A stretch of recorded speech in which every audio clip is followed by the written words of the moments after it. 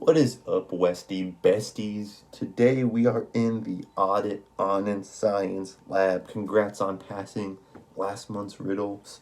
Y'all were great. Loved the energy that you were bringing, even though I wasn't physically there. But I know you guys were probably having a great time. We're going to bring that same energy to learning science today. That's right, science. I know some of you guys are engineers or computer science students, or I don't know what other majors you guys might be, but it's always good to go back to the basics of some science to understand key principles that are coming into play.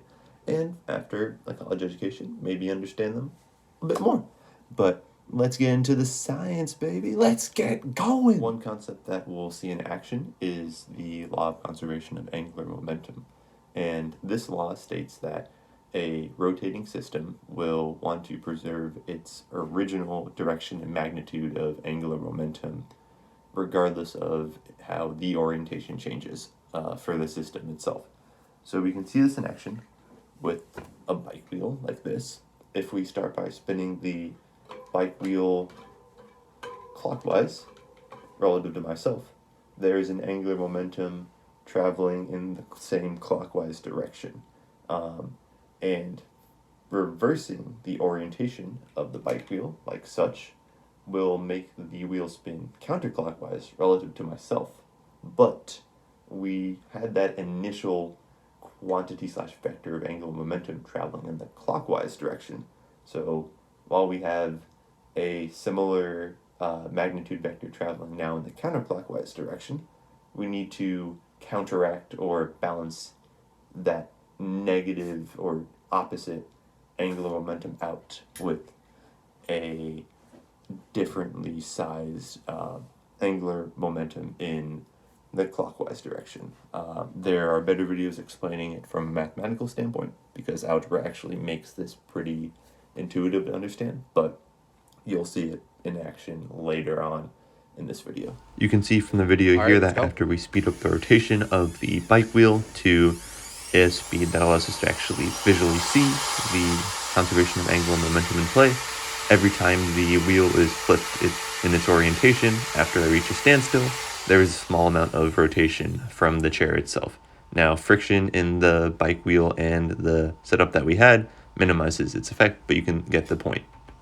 So in this experiment here, we are essentially going to be doing a bit of chemistry. We're taking a container of lime juice and using it to draw on some text with lime ink per se onto a piece of paper. After letting the ink dry, we're applying heat to it via a heat gun, which is essentially blasting hot air onto a specific target.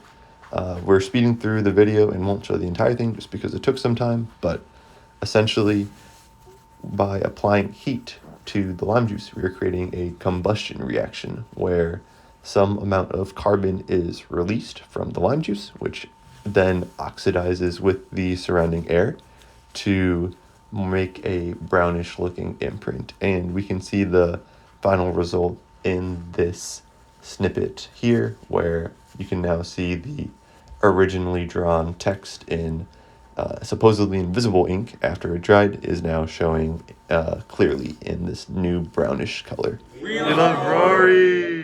So that's it in terms of the science concept that we have to show you lovely RAs today. Hopefully you learned a new concept, or if you forgot about something or just haven't been exposed to it, or kind of reinforced some content that you had learned before. Because, hey, science is the way to go. I know everyone at Stony Brook isn't a STEM major, but STEM is looking pretty dope in terms of what it allows us to do in the world. So make sure to smash that like button, comment down below, subscribe to the channel, turn on that notification bells for any updates. Technically, there's a podcast on this channel. Please don't look at that. Please don't. But I need to know, what do you guys want to see as RAs next? Because I've got ideas, but got to make your jobs interesting. And Lord knows that I only know so much science that I can actually show in an iMovie editing feature. So let me know what you guys want. What do you want, Rory? What do you want, Mr. RA? Thanks for watching.